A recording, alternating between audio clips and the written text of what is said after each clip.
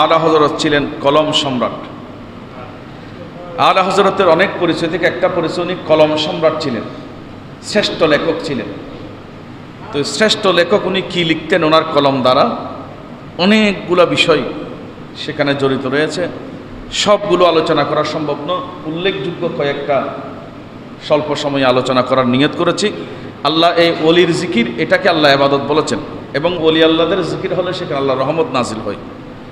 আল্লাহ এই ওলি আল্লাহর জিকির করে আমাদেরকে নিজের জীবনে ওই আলোচনাগুলো বাস্তবায়ন করার তৌফিক দান করে, বলুন আমিন। যাই হোক, আলোচনায় প্রবেশ করছি। সৈয়দি আলা হযরত আজিমুল বরকত মুজাদ্দিদ দ্বীন মিল্লাতের একজন শিষ্য, যিনি সর্বদা আলা হযরতের সাথে থাকতেন, আল্লামা জাফরউদ্দিন বিহারী রহমতুল্লাহ আলাইহি। উনি আলা হযরতকে দেখে দেখে ওনার জীবনী লিখেছেন, আর ওটার নাম দিয়েছে হায়াতে আলা হযরত। আলা হযরতের জীবনী গ্রন্থ উর্দু ভাষার মধ্যে লিখেছেন। আজকে যিনি আলা হযরতকে দেখে দেখে লিখেছেন, উনি কি লিখেছেন এই কথাগুলো বলবো। আলা হযরত এটা কে, আমরা কেন আলা হযরতকে মহব্বত করি, এটার মূল কারণ হলো আলা হযরত আমার নবীকে মহব্বত করেছেন। তো যারা নবীকে মহব্বত করে তাদেরকে মানুষও মহব্বত করে। অনেক সময় মানুষ বলে না, কিরে বাবা তুমি অমুক ব্যক্তিকে এত বেশি ভালোবাসো কেন? বলে যে আমার আব্বার সাথে ওনার সাথে খুব বন্ধুত্ব ছিল। তো বাবার সাথে যদি বন্ধুত্ব থাকলে ওই মানুষকে মহব্বত করতে হয়, ভালোবাসতে হয়, চিন্তা করতে হয়। এখন বাবার চেয়ে বেশি ভালোবাসতে হয় আমার রসুলকে। তো রসুলের সাথে যার মহব্বত, যার লিখনিতে নবীর প্রেম, যার বক্তব্যতে নবীর প্রেম, যার আপনার হাঁটার মধ্যে নবীর প্রেম, যার ঘুমানোর মধ্যে নবীর প্রেম, যার কথার মধ্যে নবীর প্রেম, তা আমরা ওনাকে ভালোবাসবো না আর কাকে ভালোবাসবো? সেজন্যই আমরা আলা হযরতকে ভালোবাসি। সুবহানাল্লাহ। যাই হোক, আলা হযরত আজিমুল বরকত 68 বছর হায়াত পেয়েছেন। একটু বলি কয় বছর বলছি? মাত্র 68 বছর। কেউ কেউ 62 বলেছেন, কিন্তু 68 এটা মশহুর মারুফ। 68 বছর হায়াতে আলা হযরত আজিমুল বরকত 55টি কিংবা 70টি বিষয়ের উপর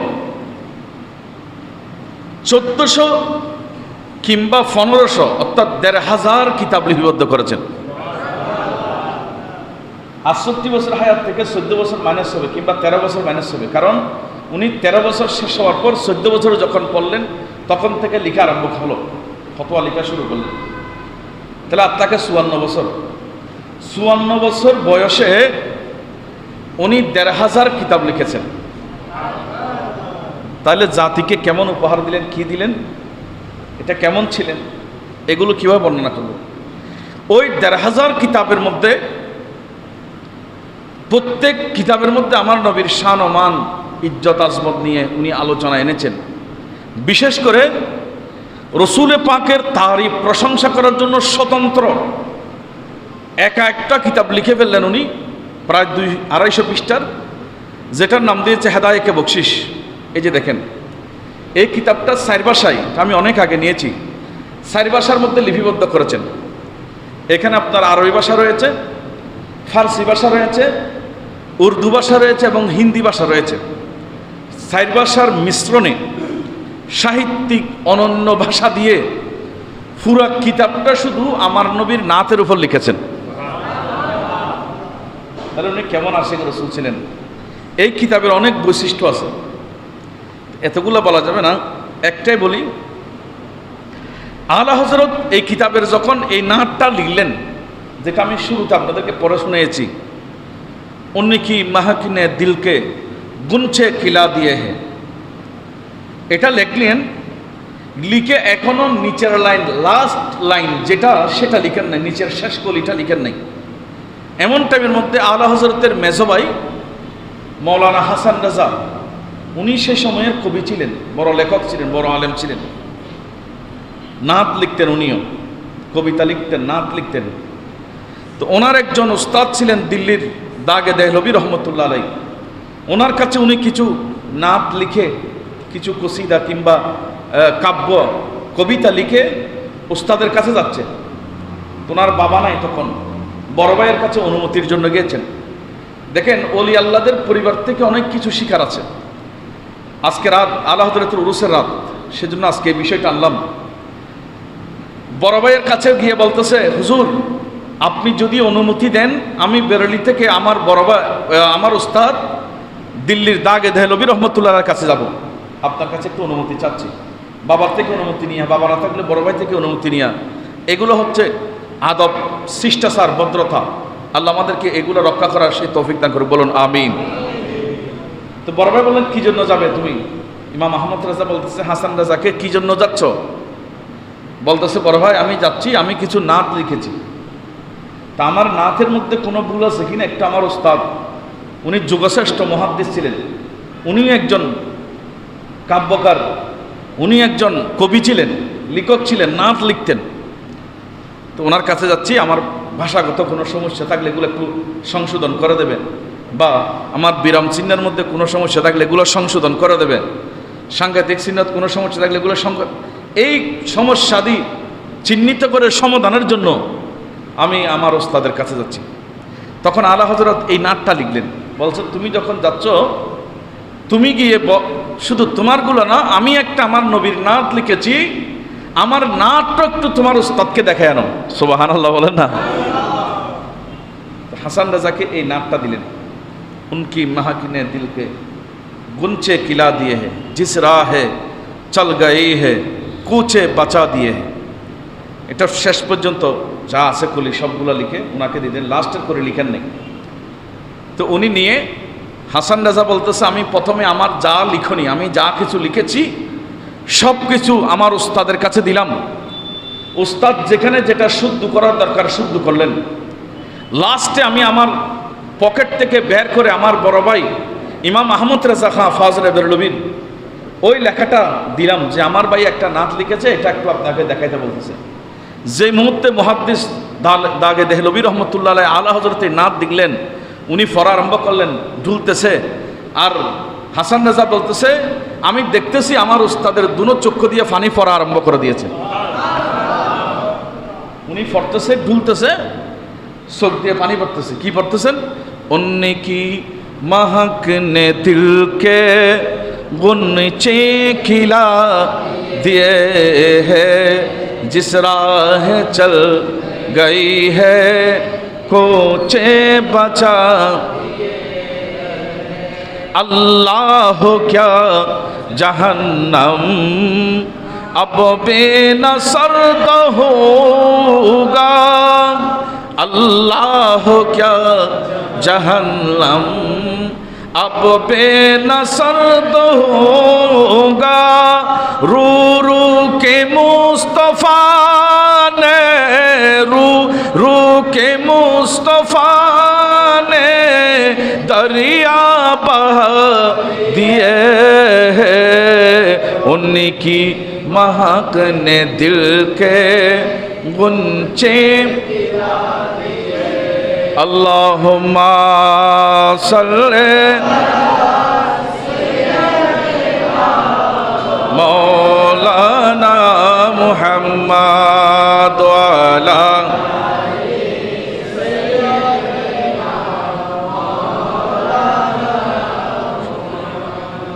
তো উনি পড়তেছেন, ডুলতেছেন, চোখের পানি ঝরতেছে। আরে এখানে কি লিখলেন, কি পড়তেছে, কি জন্য ডুলতেছে, কি জন্য পানি পড়তেছে?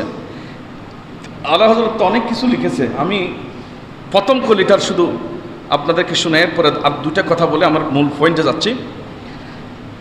আলা হযরত লিখেছেন, উনকি মেহক নে, উনকি মানে আমার ওই রসুলের তারিফ হতেছে, মেহক নে দিলকে গুনছে কিলা দিয়ে হে, অন্তরের যে কলি, এটা আমার রসুলের সেই প্রবাহিত সুরবি, সেই সৌরভ, সেই খুশবা দ্বারা পুষ্পটিত হয়েছে, ফুটে গিয়েছে।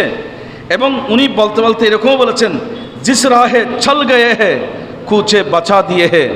নবী কোন রাস্তা দিয়ে কোন পথ দিয়ে যেতেন কেউ বলতে হতো না। আলা হযরত লিখতেছে, আমার নবী যখন কোনো রাস্তা দিয়ে, কোনো অলিগলি দিয়ে যখন রসুল হেঁটে যেতেন, কুচে বাছা দিয়ে হে। রসুল যে গলে দিয়ে হাঁটতেন, যে রাস্তা দিয়ে হাঁটতেন, ওই রাস্তা এত বেশি খুশবুদার হয়ে যেত, রাস্তা দিয়ে যাওয়ার সময় নবীর নূরানি শরীরের খুশবু বলতো এই রাস্তা দিয়ে রসুল গিয়েছে। মানে যে পথ দিয়ে হাঁটতেন ওই পথ খুশবু হয়ে যেত। তা আমাদের খুশবু তো আতর সেন গোলাপের খুশবু কিছুক্ষণ থাকে, এরপরে চলে যায়। কিন্তু আল্লাহ হযরত বলতেছে আমার নবীর শরীরে যে খুশবু ছিল, এটা রসুল কোনো জায়গা দিয়ে হাঁটলে ওই জায়গা স্থায়ীভাবে খুশবুদার হয়ে যেত। এটা রসুলের পাকের একটা বিশেষত্ব ছিলেন। এই কথাগুলো আল্লাহ হযরত লিখলেন। এখানে তো অনেক কিছু লেখা আছে। তো আল্লাহ হযরত আজিমুল বরকত উনি আরেকটা কলি আমি বলি, এরপরে পরেরটাতে যাচ্ছি। এরপরে শুনে বলেন, জব আ গাই হে জোশে রহমত পে উনকি আঁকি। তিনি যখন অজুরে অশ্রু বর্ষণ করে যান, তখন তা নরক অনলে যারা জ্বলছিল তাদের সেই আগুনকে নিভিয়ে দিতেন। অর্থাৎ আমার রসুলের কান্না এমন ছিল, রসুলের চক্ষু মুবারক দিয়ে যখন পানি পড়তেন, জোশে মানে উচ্ছ্বাসে গতিবেগ নিয়ে যখন রসুলের কান্না চলে আসতো, রসুলের চক্ষু মুবারকের তারিফ করতে গিয়ে আল্লাহ বলেছেন, হ্যাঁ, জব আ গাই হে জোশে, যখন আলা হযরত বলছে রসুল জোশের মধ্যে চলে আসতেন, তখন রহমত ফে উনকি আঁকি, আমার রসুলের রহমতের আঁকি মানে চোখ, এই আঁকি চক্ষু মুবারক দিয়ে যখন পানি ঝরতেন, ওই পানিগুলো এমন ছিল জ্বলতে বোঝা দিয়ে হে, যারা নরক জাহান্নামের মধ্যে জ্বলতেছে তাদের ওই জাহান্নামের আগুন আল্লাহ আমার নবীর ওই চোখের পানির সৎকায় বন্ধ করে দিতেন। এবং রুতে হাসা দিয়ে হে, তারা পরবর্তী হাসি ছুটে যায়। কারণ জাহান্নাম থেকে যখন মুক্তি পায় তাদের তো হাসি চলে আসে। বলেন, দুঃখ দুর্দশাগ্রস্ত মানুষের মুখের মধ্যে রসুলের ওই কান্নার কারণে হাসি ফুটে যেত। আল্লাহ হযরত এই কলিগুলা লিখলেন। তো এইগুলা লিখে যখন দিলেন দাগে দেহলভী রহমতুল্লাহ, এগুলা পড়ে, তো অনেক লম্বা কথা, এগুলা পড়ে এরপরে সে উনি আরেকটা করে লিখলেন, মেরে করিম উসেগর কতরা কিসিনে মাগা। বলে রসুল করিমের কাছে তোমরা যদি একটু মাগো, মেরে করিম উসেগর, করিম আল্লাহ নিজের নামও করিম, রসুলের নামও রেখেছে করিম। আল্লাহ রৌফ, রসুলকে বলেছেন আল্লাহ রৌফ, রউফুর রহিম। তো এখানে মেরে করিম উসেগর, যদি করিমের কাছে, রসুলের কথা বলতেছেন, রসুলের এক নাম দিয়েছেন করিম, করিমের কাছে তোমরা যদি কতরা কেসিনে মাগা, কতরা মানে এক ফোঁটা, এক বিন্দু, আর কলমর খালি বলি, যে কলমর মাথা বলি নিব বলি গুরমিকুকে ফোটা পড়ে, যদি কেউ রসুলের কাছে এক কতরা এক ফোঁটা চায়, মাগা মানে ছাওয়া। আর দেশে তখন তুই মাগা হতো না, এই মাগা উর্দু শব্দ কিংবা ফার্সিতেও ব্যবহার হয়। মাগা শব্দের অর্থ হচ্ছে ছাওয়া। যদি আমার রসুলের কাছে একটু চাও, আল্লাহ আমার নবীকে এমন দিয়েছে, ওই আল্লাহর দিয়া দান থেকে রসুল তোমাকে এমনভাবে দিবে, দরিয়া বাহা দিয়ে হে, দুর্বে বাহা দিয়ে হে, তোমাকে তো দিবে দিবে একেবারে সমুদ্রের অতল গহরে যেই মণিমুক্তা হীরা রয়েছে, ওই হীরা পর্যন্ত আমার রসুল তোমাকে দান করতে পারেন। আল্লাহ হযরত অনেকগুলো কথা বলেছেন। এইগুলা পরে তারপর দাগে দেয় নবী রহমতুল্লাহ চোখের পানি ছেড়ে দিয়ে বলছে, আমার রসুলের এত তারিফ। বলছে, হাসান রাজা তোমার ভাই এত জ্ঞানী, উনি এমনভাবে আমার নবীর প্রশংসা করেছে, আমি মুহাদ্দিস হলেও, মুফাসসির হলেও, মুফতি হলেও, জগৎ বিখ্যাত আলেম হলেও, আমি এখানে কোথাও কলম বসানোর জন্য জায়গা খুঁজে পাচ্ছি না। আর একটু বড় করে বলেন না সুবহানাল্লাহ। আমি এখানে কাটার মতো, সংশোধন করার মতো কোনো জায়গা দেখতেছি না।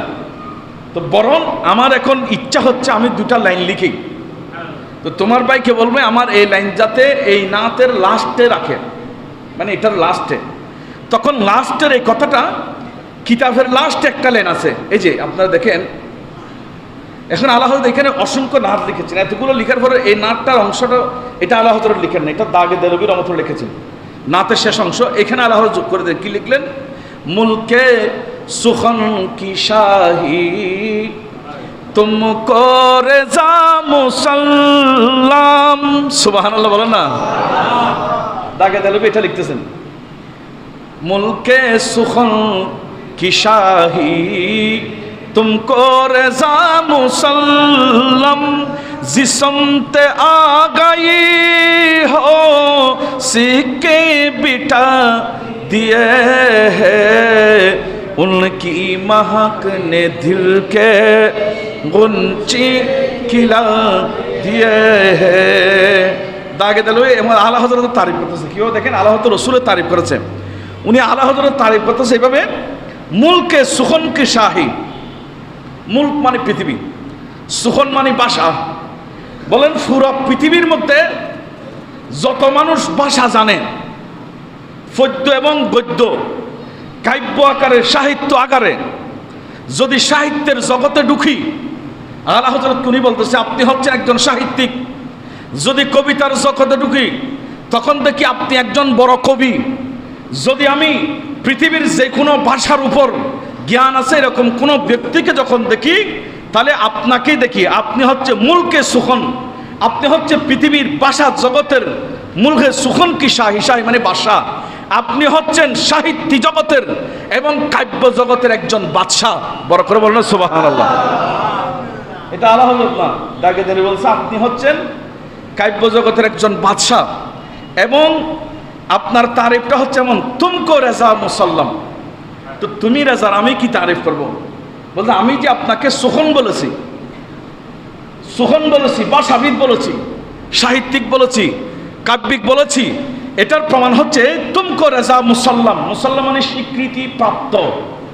হ্যাঁ, বলে শুধু আমি কেন, তোমার এই লেখা যদি পৃথিবী পুরা সরে যায়, পুরা পৃথিবীর মানুষ এই কথা স্বীকৃতি দিতে বাধ্য হবে যে আলা হযরত শুধু একজন ব্যক্তি নন, উনি একজন সাহিত্যিক ছিলেন, উনি একজন কবি ছিলেন, উনি একজন যুগশ্রেষ্ঠ ভাষাবিদ ছিলেন। বড় করে বলেন সুবহানাল্লাহ। মুসাল্লাম মানে স্বীকৃত, স্বীকৃতিপ্রাপ্ত। এরপরে বললেন জিস সমতে আগিয়ে, জিস মানে যেদিকে, সমত মানে দিক, জিস মানে হ্যাঁ জিস সমতে যেদিকে থাকাই, হ্যাঁ জিস সমতে আগিয়ে হো, আমি যেদিকে তাকাই সেদিকে দেখি আপনার শিক্ষা বিঠা দিয়ে, শিক্ষা বিঠা মানে শিল মারে দেওয়া। বলে আপনি যে শ্রেষ্ঠ, আপনি যে ভাষা জগতে বাদশাহ, আপনি যে কাব্য জগতে বাদশাহ, এটা আমি নই, পুরো জগতের মানুষ শিল মেরে দিয়েছে, আর কেউ দ্বিতীয় কথা বলার সুযোগ নাই। আপনি হচ্ছেন স্বীকৃত প্রাপ্ত একজন যুগশ্রেষ্ঠ কবি, যুগশ্রেষ্ঠ সাহিত্যিক, যুগশ্রেষ্ঠ আশিকে রসুল, যুগশ্রেষ্ঠ জ্ঞানী। এই কথাটা হযরতে দাগে দেলভী রহমতুল্লাহ আলাইহি স্বীকৃতি দান করলেন। বড় করে বলেন সুবহানাল্লাহ। এটা শুধু একটা কিতাবের, আমি সামান্য কথা বলছি না, এটা তো পুরা কিতাব। তাহলে রসুলের তারিফ জগতে আলা হযরতের সময়, আলা হযরত ছিলেন অদ্বিতীয়, ওনার সময় সাময়িক, উনি ছিলেন অদ্বিতীয় আশিকে রসুল। একটা কিতাবের কথা বললাম। এরপর আলা হযরতের আরেকটা কিতাব, উনি যে কলম সম্রাট কিভাবে ছিলেন, শ্রেষ্ঠ লেখক কিভাবে ছিলেন। আলা হযরতের আরেকটা কিতাব রয়েছে, যে কিতাবটা আরবি ভাষায় লিখেছেন। একটু বলেন না কোন ভাষায়? আরবি ভাষায় লিখেছেন। ওই কিতাবের নাম দিয়েছেন আদ-দাওলাতুল মাক্কিয়া বিল মাআদাতিল গায়বিয়া। এই কিতাব উনি মাত্র 8 ঘন্টায় লিখেছেন। আমার ভাইরা, আলা হযরত কত বড় কলম সম্রাট ছিলেন একটু করে খেয়াল করেন।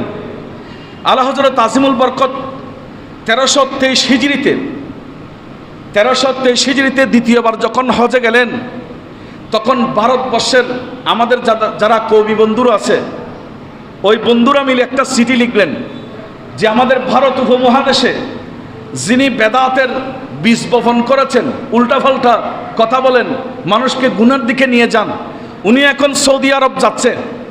সৌদিয়ার বাদশাহ ছিলেন তখন শরীফ গালিব, ওনার কাছে চিঠি পাঠাইছে আরবি ভাষায়, যিনি ভারত উপমহাদেশে বেদাতি কাজকাম শুরু করে দিয়েছে, ওনাকে আপনারা গ্রেফতার করুন, ওনাকে বন্দি করতে পারবেন, কারণ উনি তো কিতাবপত্র নেয় নাই, এমনি গিয়েছে। কারণ ওদের বিশ্বাস ছিল কিতাবপত্র নিয়ে গেলে আলা হযরতের সাথে কেউ পারবে না। এখন তো কিতাবপত্র ছাড়া হজে গেছে, এখন আটকানো যাবে।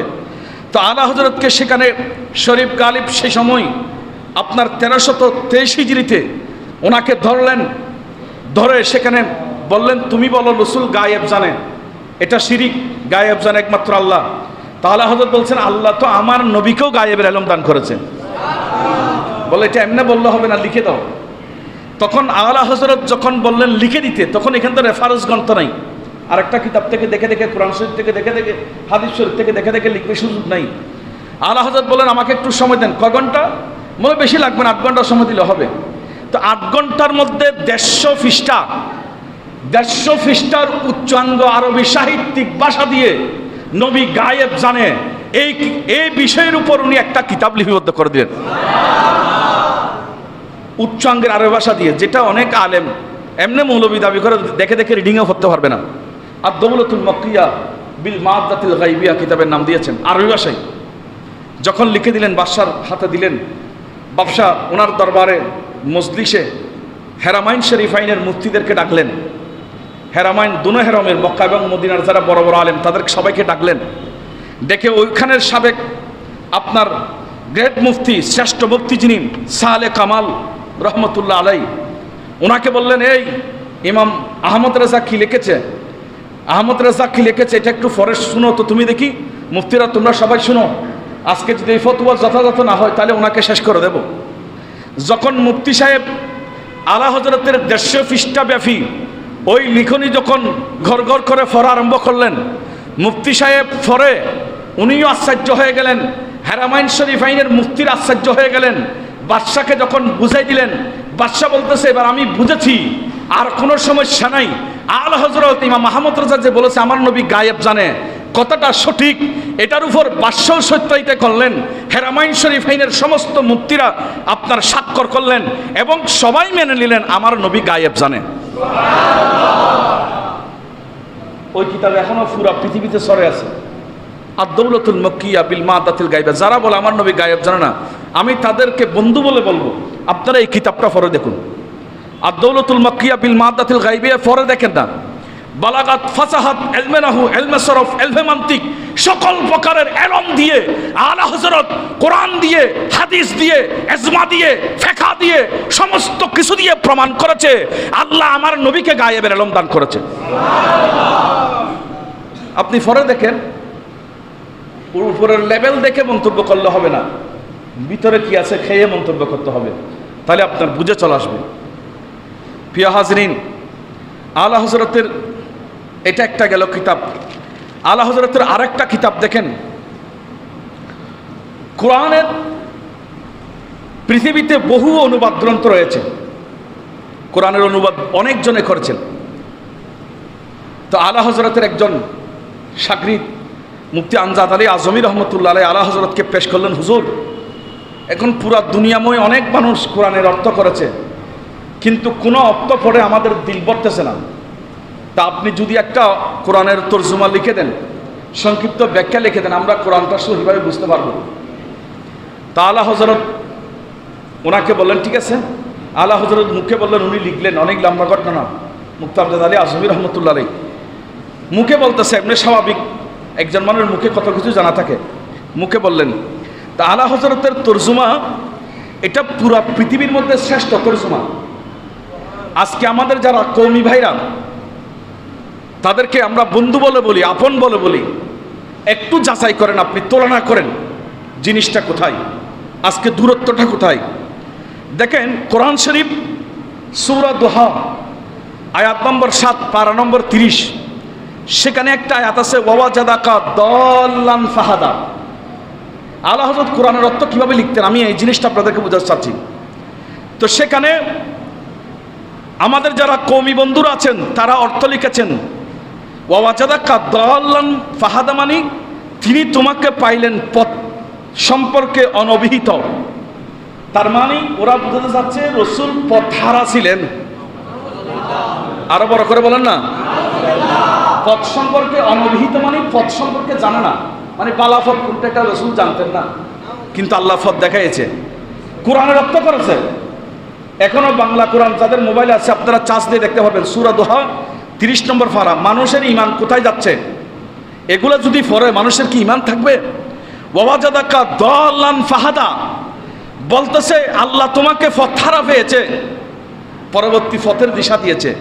তা আলা হযরত সেখানে কি অর্থ লিখেছে দেখেন, মানুষের ঈমানকে কিভাবে রক্ষা করতেছে।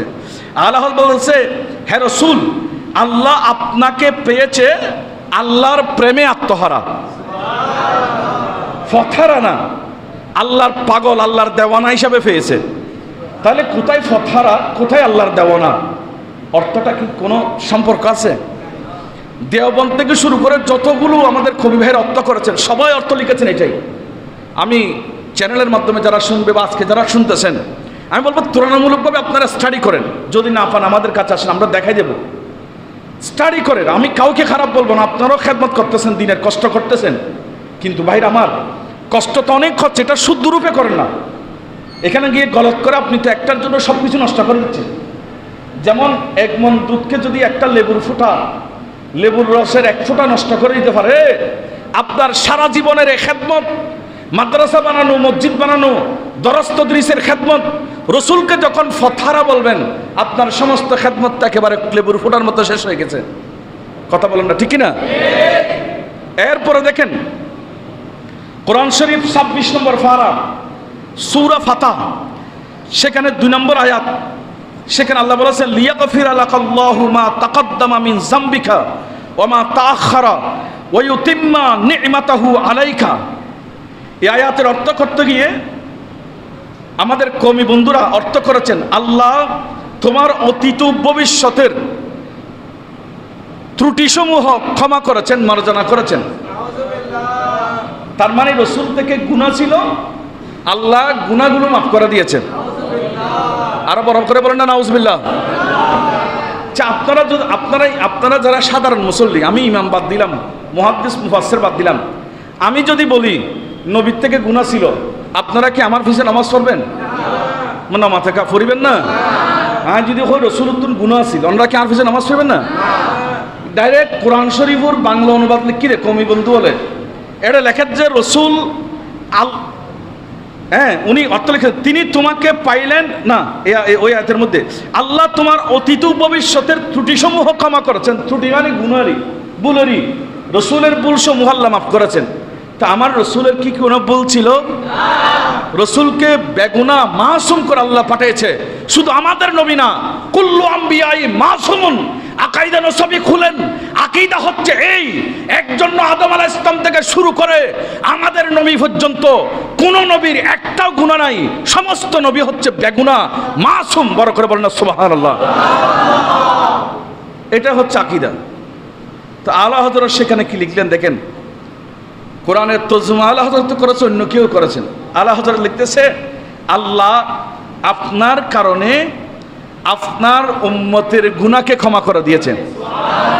লিয়াগফির এলাকা বলেন, এখানে যেখানে লিয়াগফির এলাকার যে লাম এসেছে, এটা দিয়ে বোঝা যাচ্ছে লিয়াগফির এলাকা, আপনার কারণে, আপনার উসিলাতে আল্লাহ আপনার উম্মতের অতীত বর্তমানের গুনাহকে ক্ষমা করে দিয়েছেন। কোথায় অর্থ, কোথায় আমরা? এরপর আসেন সূরা ফাতিহা। আমি তো 3 জায়গার মাত্র উদাহরণ দিচ্ছি, এখানে বহু জায়গা আছে। আজকে কোরআনের অনুবাদ বলে বলে আমাদেরকে পড়াচ্ছে, কি পড়তেছি একটু আমাদের যুবক ভাইরা গবেষণা করো না, কোথায় যাচ্ছি আমরা? সূরা ফাতিহার 5 নম্বর আয়াত, যেটা কোরআন শরীফ শুরু করতে হয়, সেখানে ইহদিনাস সিরাতাল মুস্তাকিম, এটার অর্থ কওমি বন্ধুরা করেছেন, আমাদিগকে সরল পথ প্রদর্শন করো। তার মানে আল্লাহ আমাদেরকে সরল পথ দেখাও, আমরা এখনো গুমরাহির মধ্যে আছি।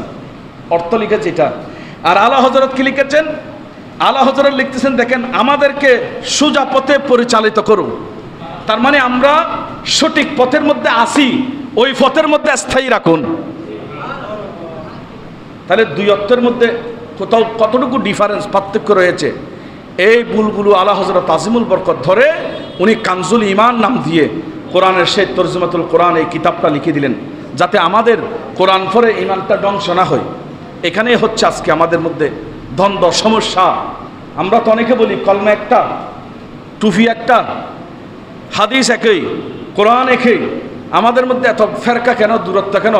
বন্ধুরা, ভাইরা আমার, এখানেই তো দূরত্ব। যখন রসুলের সাথে বিয়াদফি শুরু করে, আপনার আর কেউ মানতে রাজি নয়। আলা হযরত আজিমুল বরকত এগুলা বোঝানোর জন্য উনি আরেকটা কিতাব লিখলেন। 4টা কিতাবের কথা বলে আমার ওয়াজ শেষ।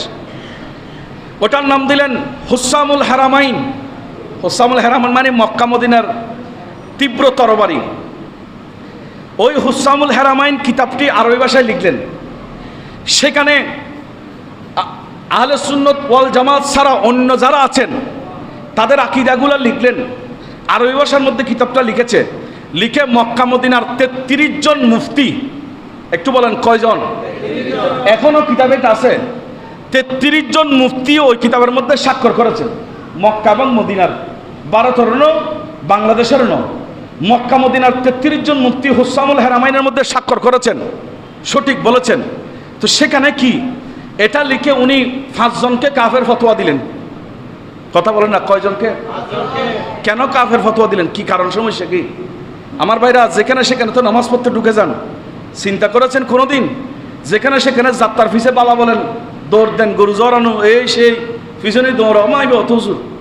বুঝো আমার বন্ধুরা, একটু বন্ধু বলে বলি, আফন বলে বলি, আমাকে শুদ্ধ করে দিলে আমিও শুদ্ধ হয়ে যাব।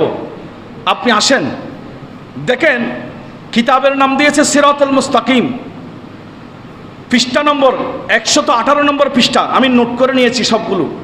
সেখানে লিখতেছে, নামাজে নবীর খেয়াল ধ্যান আপন গরু গাদার খেয়ালের চেয়ে নিকৃষ্ট। আচ্ছা, আমি যদি বলি, আমার সরল প্রাণ মুসল্লি ভাইরা আপনারা বলেন, আমি যদি বলি নামাজের মধ্যে নবীর খেয়াল করলে গরু গাদার খেয়ালের চেয়ে নিকৃষ্ট হবে, আপনারা কি গরুর খেয়ালের সাথে নবীর খেয়াল মিলেলে আমার ফিসে নামাজ পড়বেন? আপনারা কি বলবেন? এই মৌলবীর ইমান নাই, যেহেতু নবীর সাথে গরুর সাথে মিলেছে। সিরাতুল মুস্তাকিম, ইসমাইল দেহলভী, উনি যখন এই কথা লিখলেন, আলা হযরত উনাকে কাফের ফতোয়া দিলেন ওই হুসামুল হারামাইনের মধ্যে, ওই কিতাবের মধ্যে। তখন কি জন্য কাফের ফতোয়া দিয়েছে এটা পাঠালেন মক্কা শরীফ এবং মদিনা শরীফের ইমামের কাছে। ওরা দেখে, যখন দেখলেন এই কথা লিখেছে, তখন ওরাও স্বাক্ষর করলেন, হ্যাঁ কাফের হয়ে গেছে। আল্লাহ আল্লাহ, কোথায় আছে আমরা? কোন জগৎ? আমাদের ডিফারেন্স টুফি নিয়ে নয়, আমাদের ডিফারেন্স কোরআন নিয়ে নয়। অনেকে, আমার বাইরে অনেকে না বুঝে বলে কোরআন একটা, টুফি একটা, এত পার্থক্য কেন? দেখেন, যখন উনি লিখে দিয়েছেন সিরাতুল মুস্তাকিম 118 পৃষ্ঠায়, ইসমাইল দেহলভী যখন লিখলেন নামাজে নবীর খেয়াল আছে, গরু গাদার খেয়াল আছে নিকৃষ্ট, অথচ নামাজের মধ্যে আত্তাহিয়াতু পড়া ওয়াজিব। কথা বলেন, আত্তাহিয়াতু পড়া কি ওয়াজিব? মানে যদি কেউ ভুলে ছাড়ি দেয় তাহলে সেজদায়ে সাহু দিতে হবে, আর সেজদায়ে সাহু না দিলে আবার নামাজ দৌড়া দিতে হবে। কিংবা কেউ যদি ভুলে সেজদায়ে সাহু দেয় নাই, তাহলে নামাজ আবার ফরজ দিতে হবে। এটাকে বলো ওয়াজিব। যে কাজটা না হলে নামাজ হয় না। সেখানে আছে আসসালামু আলাইকা আইয়ুহান নবিয়্যু, তাহলে নবীকে তো নামাজে সালাম দেওয়া ওয়াজিব। কথা বলেন না, নবীকে নামাজে সালাম দেওয়া কি ওয়াজিব? তো ওয়াজিব, এটা নবীকে সালাম দিয়া, আর উনি লিখতেছে নামাজে নবীর খেয়াল আসলে গরু গাদার খেয়াল আসছে নিকৃষ্ট। তাহলে এখন আপনি বলেন, যাকে আমি সালাম দেব তার খেয়াল আমার মধ্যে আসবে না? যাকে আমি নামাজে সালাম দেব তো তার খেয়াল তো আমার অন্তরে এমনি চলে আসবে। তো যেই ব্যক্তির কলমে লিখতে পারে, যেই মৌলবীর কলমে লিখতে পারে নামাজে নবীর খেয়াল গরু গাদার খেয়াল আছে নিকৃষ্ট, আচ্ছা আমরা ওনাকে কি আপাতত এই মুহূর্তে, আমি তো মুমিন বলতে আমার কষ্ট হবে, আপনারা কি মুমিন বলতে পারেন? তো ওনার পিছনে আমি কিভাবে নামাজ পড়ব? এখানে হচ্ছে আমাদের কবি বন্ধুদের সাথে সুন্নিদের সাথে দ্বন্দ্ব। এখানে হচ্ছে দ্বন্দ্ব। কলমা নিয়ে নাও, কলমা পড়েন, মুহাম্মদুর রাসূলুল্লাহ বলেন, কিন্তু আবার বলতেছে নবীর খেয়াল খবরদার নামাজে আনিও না, গরু গাদার সে নিকৃষ্ট। আমার পকেট থেকে না, ওদের কিতাব, কিতাবের নাম সিরাতে মুস্তাকিম, নোট করেন, রেকর্ড করেন, 118 পৃষ্ঠা কিতাব দেখে আমি এখানে নোট করে নিয়েছি, ইসমাইল দেহলভী লিখেছেন। এরপরে দেখেন কিতাবের নাম বারাহিনে কাতিয়া, পৃষ্ঠা নম্বর 51, পৃষ্ঠা নম্বর, কিতাবের নাম সহ লেখকের নাম খলিল আহমদ আম্বেটবি। উনি লিখেছেন এই কথাগুলো, উনি লিখতে গিয়ে উনি লিখেছেন, শয়তানু মালাকুল মউতের জ্ঞান নবীর চেয়ে অধিক ছিল। শয়তানের জ্ঞান বলে আমাদের নবীর চেয়ে বেশি। আচ্ছা, আমি যদি শুক্রবারতে মিম্বরে দাঁড়ায় বলি নবীর তুলনায় শয়তানের জ্ঞান বেশি, ওনারা কি আর ফিসে নামাজ আর পড়বেন না? পড়বেন মনে দেখেন। তো আর ফিসে যদি না পড়েন, ওনারা কমিয়লের ফিসে নসল দিতে না, তাকি দিয়ে শতানোর এলম রসুলুত্তুন বেশি, ইয়াতাল্লাহ ওয়াবি সুন্নি বাকি দেন, ওয়াবি সুন্নি বাকি নেই, কলমাল্লাহ নয় তো, টুফিল্লে নয় তো। ওয়াহাবিদের আকীদার মধ্যে একটা আকীদা হচ্ছে, ওয়াহাবি বন্ধুদের আকীদার মধ্যে একটা আকীদা হচ্ছে নবীর খেয়াল গরু গাদার চেয়ে নিকৃষ্ট, আর একটা খেয়াল হচ্ছে শয়তানের এলম নবীর চেয়ে বেশি। বারাহিনে কাফি 51 নম্বর পৃষ্ঠার মধ্যে বলছে। এরপরে 3 নম্বর, আমি 3টা উদাহরণ দিয়ে শেষ। 3 নম্বর যেটা আপনার আরশাফ আলী থানভী উনি লিখেছেন, আরেকটা কথা বলছেন, নবীর কাছে যেরকম গায়েবের আলম আছে, ওই রকম গায়েবের আলম হার ছবি, হার মজনুন, হার বাহায়েমিন সকল ছোট বাচ্চার কাছে আছে, এবং সকল মজনু মানে পাগলের কাছে আছে, বাহায়েমিন মানে জীবজন্তুর কাছেও আছে। আচ্ছা, নবীর জ্ঞানের সাথে যদি জীবজন্তু মানে গরু, চল, আঁশ, কুড়ো, তারপর কি হয় ইয়াল কুত্ত ইতারাত কোনো বলে জ্ঞান আছে। আচ্ছা, নবীর এলম, কুত্তর এলাম আল্লাহ, ইয়ালের এলাম আল্লাহ, গরুর এলাম আল্লাহ মিলেলি এবার ফিসি কি নামাজ হবো না? বড় করে হন না তো ফাতিয়ে দগু, ফুয়া বিয়ে করগু, মাইফা বিয়ে করগ, আত্মীয়তা করগু, এতাল্লাই ওয়াবিসু নিত পার্থক্য। ওয়াবিসুনির পার্থক্য কি বোধ কে হয় নজানি জানান দরকার। আজকে যদি এই বিষয়গুলো শুদ্ধ করে, তাহলে তাদের সাথে আমাদের সাথে কোনো দ্বন্দ্ব নাই। আমরা একসাথে দিনের খেদমত করতে পারি, একসাথে রসুলের ওই আদর্শের ঝান্ডা নিয়ে রাস্তায় নামতে পারি। কথা বলেন না, ঠিক কিনা? এই বিষয়গুলোর জন্য তো এক হচ্ছে না, নাহলে জায়গা জমিনের দ্বন্দ্ব নেই, টিয়া পয়সার দ্বন্দ্ব নেই। আর যদি হদি দেয় শুধু এটা না, বরাহিনে কাতিয়ার মধ্যে করলাম তাম্বি টুফি আরো বলেছেন, রসুল বলে উর্দু ভাষা জানতেন না। বলছে রসুল আরবি ভাষা মানুষ তো, উর্দু জানতো না। তো একদিন দেওবন্দ মাদ্রাসায় এসে বসে বসে রসুল উর্দু শিখেছে। বরাহিনে কাতিয়া 26 নম্বর পৃষ্ঠা, কিতাব খুলে দেখেন। বরাহিনে কাতিয়া 26 পৃষ্ঠা যদি না থাকে এসে বলেন, তো রসুল কি তোমাদের মাদ্রাসায় এসে উর্দু শিখেছে? ও আল্লামাহুল বায়ান, আল্লাহ রসুলের ব্যাপারে বলেছেন সমস্ত বর্ণনা বয়ান আল্লাহ আমার রসুলকে শিক্ষা দিয়েছেন। আর রসুল বুইস্তু মুআল্লিমান, শিক্ষক হয়ে দুনিয়াতে এসেছে, কারো ছাত্র হয়ে ন। এখন ওরা রসুলকে নিজের ছাত্র বানাই দিতে যাচ্ছে বন্ধুরা। তো আমি বলবো, বন্ধু আপনি এগুলা শুদ্ধ করেন, আপনার সাথে আমাদের কোনো দ্বন্দ্ব নাই। এই বিষয়গুলোর কারণে আলা হযরত 5 জনকে যারা এগুলা বলেছেন তাদেরকে কাফের বলেছেন, বলো না, তাদেরকে কি বলেছেন? তবে আমাদের দেশে যারা সাধারণ কওমি আকীদা বিশ্বাস করে এরকম মানুষ আছে, আমি তাদেরকে দোষারোপ করতে চাই, তারা তো এই বিষয়গুলো জানে না। যারা সাধারণ কওমি আকীদা বিশ্বাস করে, ওয়াহাবি আকীদা বিশ্বাস করে, তাদের দোষ নয়, এগুলো হচ্ছে তাদের আকাবের ওদের দোষ। তবে হ্যাঁ, এগুলা জানার পর যদি ওরা সংশোধন না হয়, আপনি যদি তারপরে অন্ধের মতো বিশ্বাস করেন, সেক্ষেত্রে আপনার সমস্যা হবে। যদি সংশোধন হয়ে যায় আর সমস্যা নেই। আমি বুঝি না আগে, এখন বুঝেছি, ছুটে গেছি। এখন আসেন, বাংলাদেশের জামাত ইসলামী বিশাল একটা দল, রাজনৈতিক ক্ষমতা নিয়ে সেই নিয়ে বিশাল একটা অবস্থান করে ফেলছে। আমাদেরকে অনেকে প্রশ্ন করে, হুজুর জামাত ইসলামীকে আপনারা সাপোর্ট করেন না কেন? ওদের তো টুপি আছে, আপনারও টুপি আছে, ওদেরও পাকড়ি আছে, আপনারও পাকড়ি আছে, ওরাও ইমাম সাহেব, আপনি ইমাম সাহেব, ওরাও কোরআন পড়ে, আপনিও কোরআন পড়েন, আমাকে পছন্দ করে, আপনি কেন ছাত্র শিবির করেন না, জামাত ইসলামী করেন না? তো আমার প্রশ্নের উত্তর একটাই, জামাত ইসলামী আগে আমি বললে আপনি করেন কিনা এটাও সন্দেহ আছে।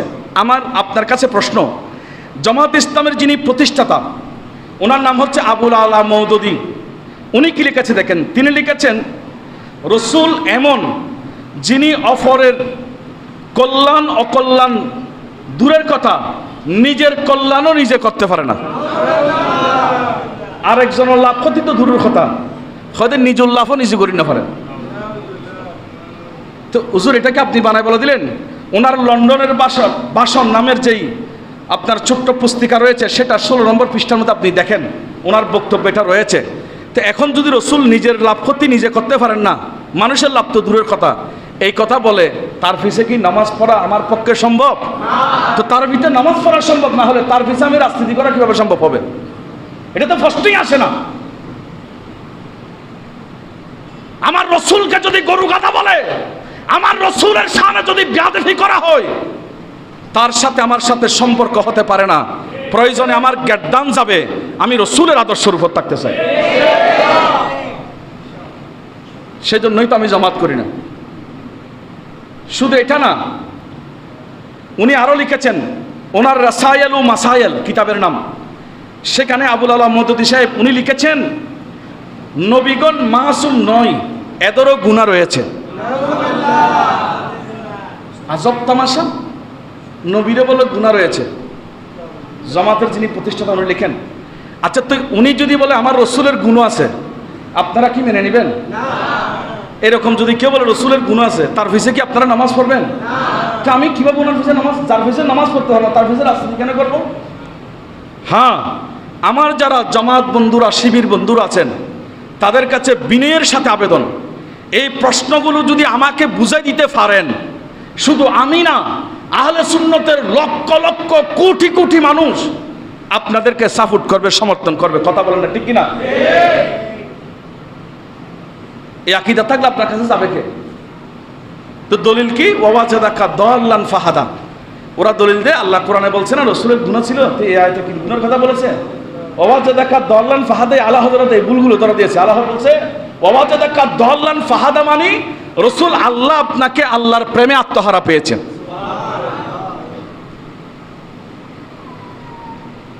এরকম অনেক আকীদা জামাতের যেগুলো আমার রাসূলের বিরুদ্ধে গিয়েছে। একটা দুটা, আমি দুটা বললাম, এই দুটার সমাধান আমার মনে হয় না কেউ দিতে পারবে। কোরআনের অর্থ লিখে উল্টা পাল্টা লিখে আমাদেরকে অনেক পিছনে নিয়ে, আমাদেরকে অনেক বলে হুজুর আপনি একজন আলেম, আলেমদেরকে সাপোর্ট করেন না কেন? এই জন্য তো সাপোর্ট করে নাই। বিষয় হচ্ছে রাজনীতি ন, বিষয় হচ্ছে সমাজনীতি ন, বিষয় কিছু না, বিষয় হচ্ছে আমার রসুল, বিষয় হচ্ছে রসুল, বিষয় হচ্ছে রসুল। যদি আপনি রসুলের দুশমন হন, আপনি রাজা হতে পারেন, বাদশা হতে পারেন, আপনার সমস্ত সম্মান সমস্ত কিছু আমার পায়ের তলার নিচে। আর যদি আপনি একজন আপনি চামার হন, মুসি হন, মেহতর হন, আপনার প্রেমে যদি অন্তরে যদি আমার রসুলের প্রেম থাকে, আপনার স্তর আমার মাথার উপর থাকবে। কোথায় আছেন? কলিজা কাঁপে না? যারা কম ইমামের পিছনে নামাজ পড়েন, আপনি কি কোনোদিন জিজ্ঞাসা করেছেন ইমাম সাহেবকে? বাংলাদেশে এমনও ঘটনা ঘটেছে, এই যে মিলাদুন্নবী আসতেছে, এখনো তো আছে ভিডিওগুলো।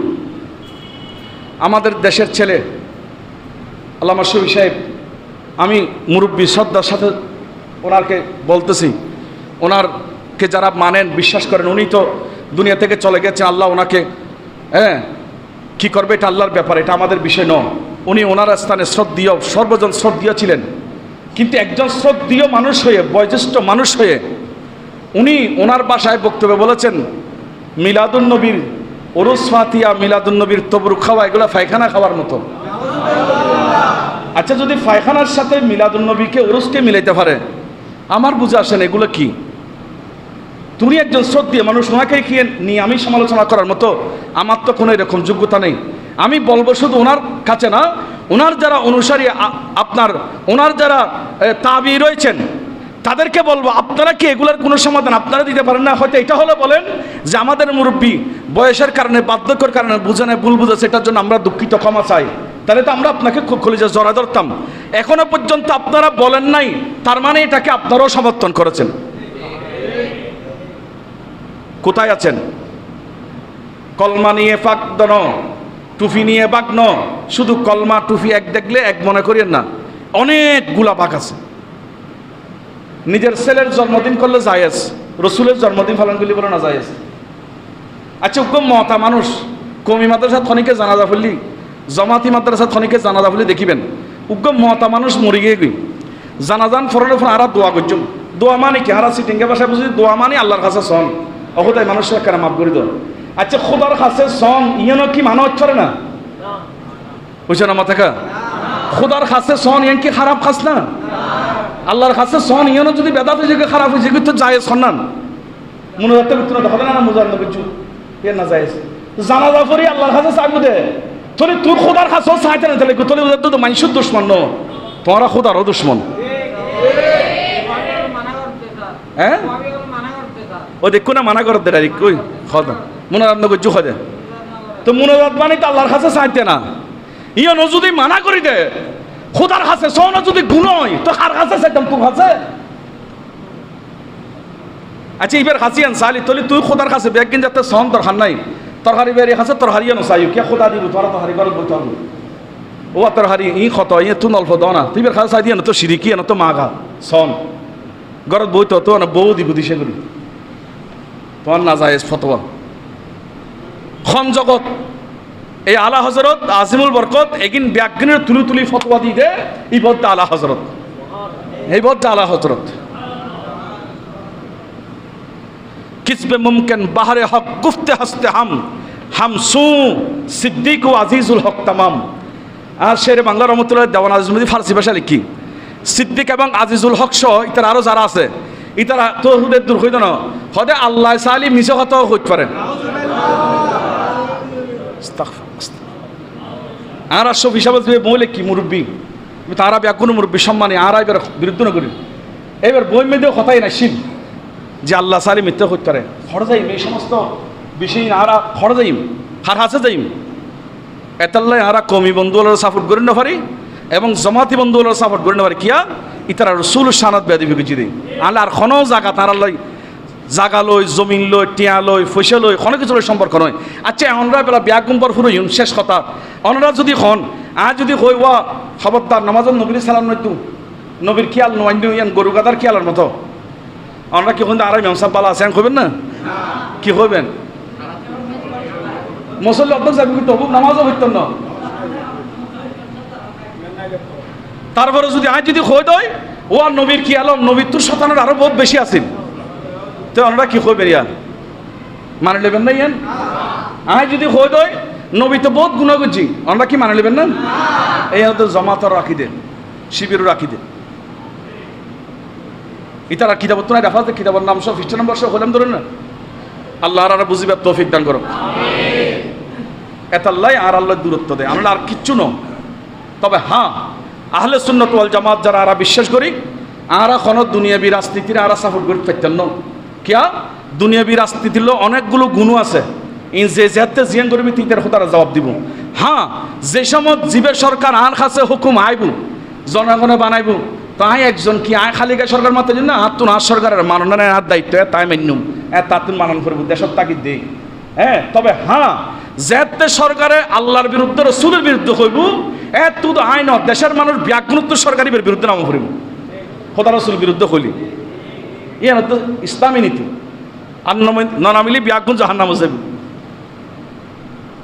এতাল্লাই হারার দূরত্ব আল্লাহ আর বুঝিবার তৌফিক দান করো অবায়ল বন্ধু বল আয় কবি ভাইল জমাতি ভাইল হাসে বিনয়ের সাথে আবেদন করছুম আর ইটোর মধ্যে ওয়াজ যারা শুনিবেন আর বুঝাই দন আর বুঝুম যদি সঠিক উত্তর তাকে জানাই দন আর সংশোধনই আর নইলে আর শিখে দেন শিখিলন সংশোধনের জন আইন আর ব্যাকুণ একই এখনো পর্যন্ত যদি বাংলাদেশত 90% মুসলমান একই এই নাস্তিক যারা আল্লাহর না মানে রসুল না মানে নাস্তিক হল এখনো দেশ ছাড়িবার বাধ্য হইব কথা এখন ঠিক না আজ আরা মুসলমান হল তুয়ো বাক এগুলো দিতে সমস্যাই আর এখন না পারি দিতে সমস্যা